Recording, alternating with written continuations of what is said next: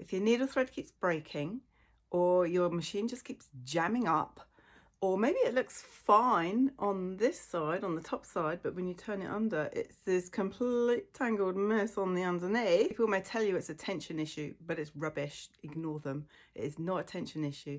It is simply bad threading. You haven't threaded your machine correctly. In this video, I'm going to show you and remind you how to thread your sewing machine. My name is Vitana. I'm a sewing teacher and costume maker. You'll want to bookmark this so you can come back to it later.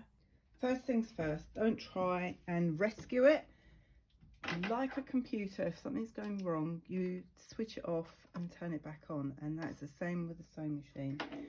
You unthread it and start again. So, taking out the bobbin, taking out the top thread as well. Make sure that the spool pin is raised, because these appear like that, so make sure it's raised. Pop your spool on it. Take the thread, it hooks around this top hook. Does not go around this. This is not involved with the threading path of threading the needle.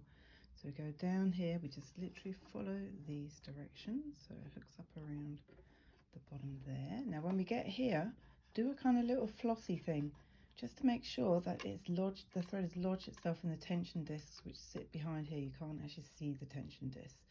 Next, it hooks around the hook, the pickup hook. And if you can't see it, turn the wheel on the side towards you, and eventually there it is, it pops up.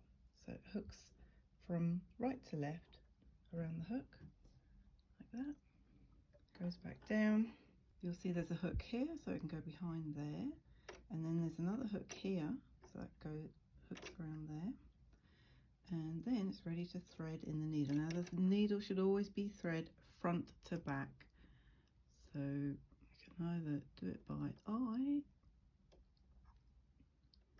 or you can use the needle threader. So I've just done it by eye. Just make sure that the thread is still behind this hook and it's still caught in here. Sometimes it can come undone.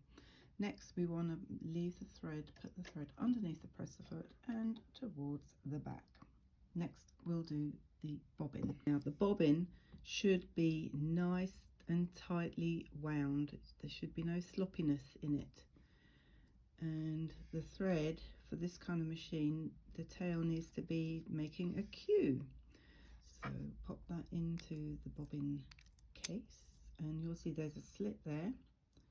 So it goes in that slit, and then there's this kind of flap, which is another tension disc, so that goes underneath that tension disc, and it should click. And when you pull on it, the bobbin should rotate freely.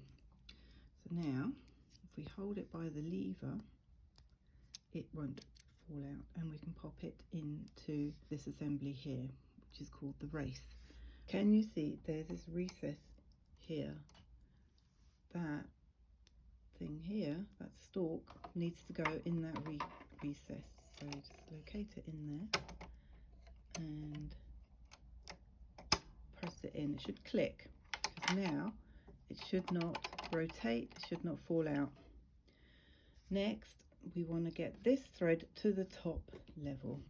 So now hold the top thread only, the lower thread be loose, and then turn the wheel towards you, always towards you, and the needle will go down and it will hook up on, you can see the thread there is hooking onto the bobbin, and it will pull it up through the hole. There it is, popped up, and now you can either just use your fingers to pull it, or you can use the thread to just pull it all the way through.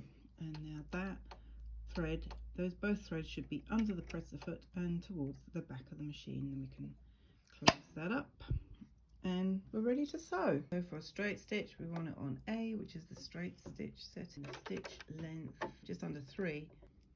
We're ready to go. Drop the presser foot lever so that the presser foot is dropped down. That puts tension on the tension disc and the thread, and then we just put our foot down on the pedal and start sewing.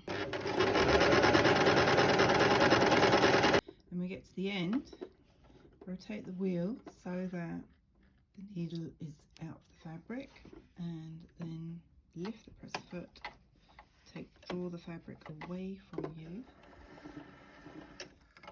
and that is how the stitching should look. You should not be able to see the top stitches through the bottom and vice versa, and that's perfect stitching. Hope that helps. Like and follow for more sewing tutorials like this.